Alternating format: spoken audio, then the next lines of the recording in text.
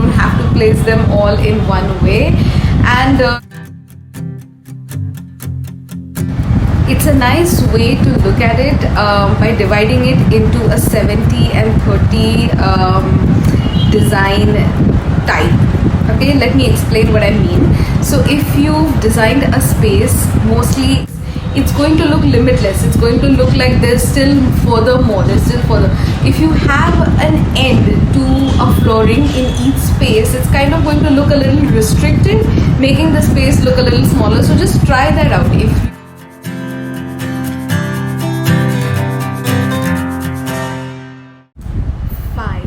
very unique interior design tips that we as professionals can give you so that you can quickly spike up your space or change a little bit in the space and make it look amazing.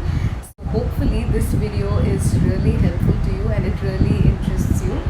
But like always, before that, here is us.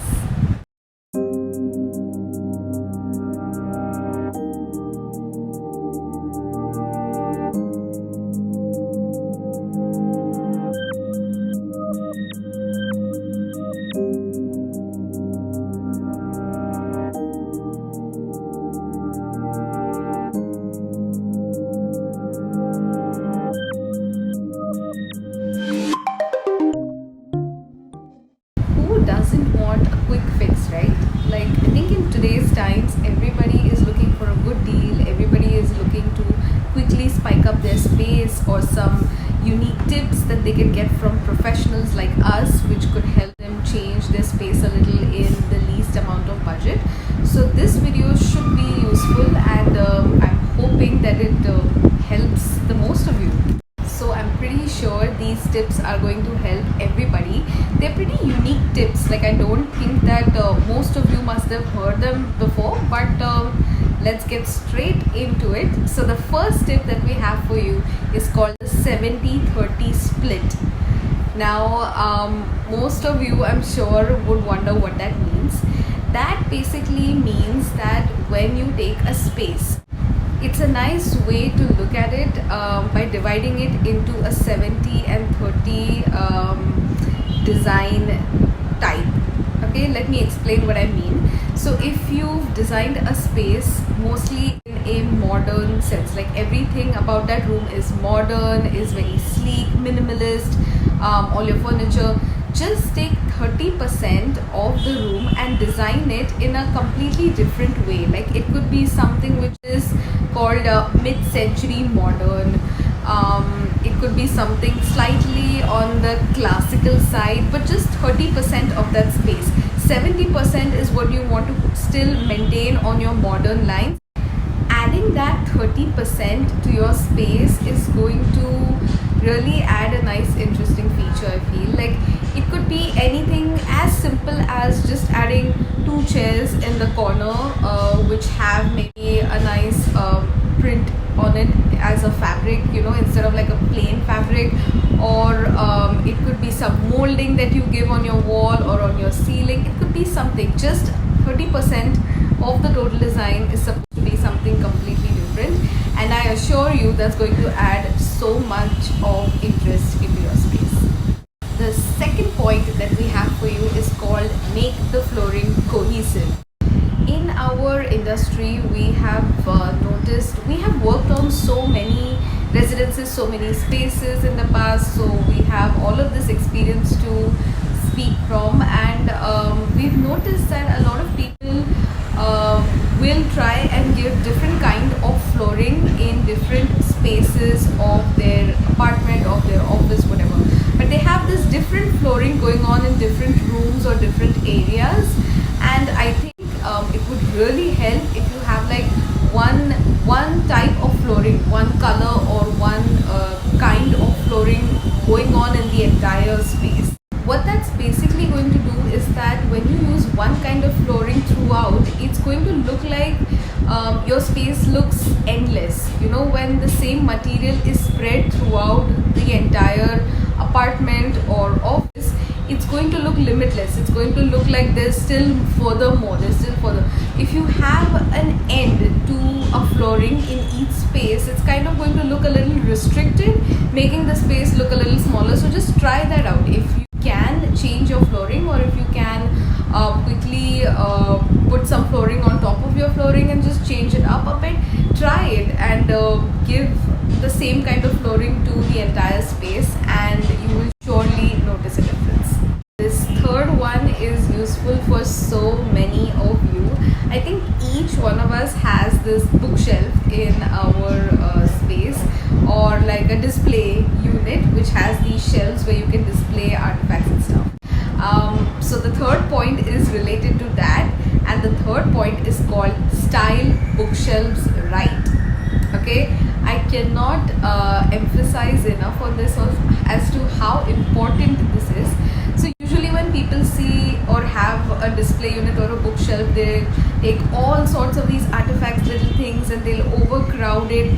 That's the key to it. You should never overcrowd bookshelves or display units. You need to have a good balance between books and artifacts, and even in artifacts, try and incorporate a lot of green and plants. Even with artifact, what you want to do, I'll give you a useful tip, is that try and group all the similar kind of artifacts together, and try and group them in odd numbers, 3, 5, 7. This odd number grouping is a very clever way of styling something, because your eye tends to move around. There's more visual space when there is 3 instead of 2 or 4. It's just a little tip. So when you're organizing your bookshelf or your display unit, always try and club all the similar artifacts together and in groups of odd numbers. You can place your books vertically and horizontally to add some interest to it. You don't have to place them all in one way. And try and divide them by 2/3, 1/3 sorts, 2/3 books, 1/3 artifacts, and I think that should be pretty interesting to look at. Our fourth tip is kind of underrated, I feel. Lately, it should be given a little more importance than it is given. So let's call it let the floors do the talking. What does that mean? I think it's pretty simple what it means. We, even as designers or as completely layman people, we don't really give enough importance to the floor like we should. We do so much of work on the walls and on the ceilings, and we jazz it up with all these colors and these lights, and we keep floors fairly simple.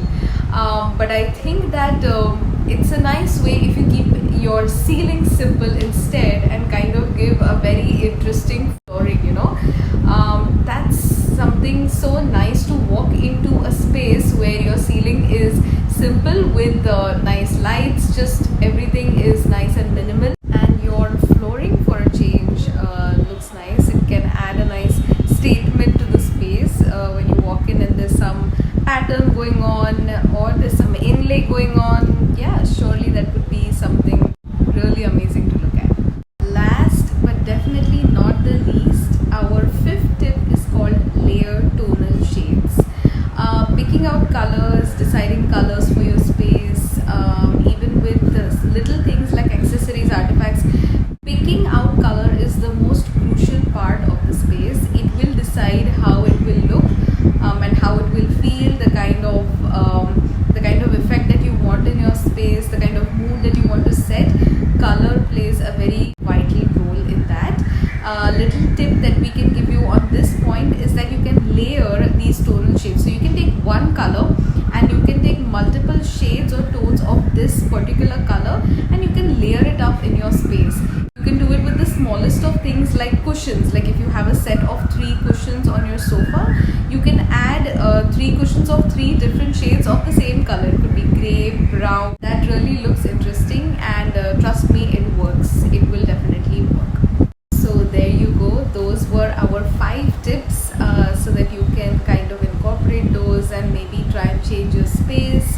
Hopefully it has helped a lot of you out there, and yeah, we'll be coming up with more such videos. We always do try to put out a lot of content that is helpful.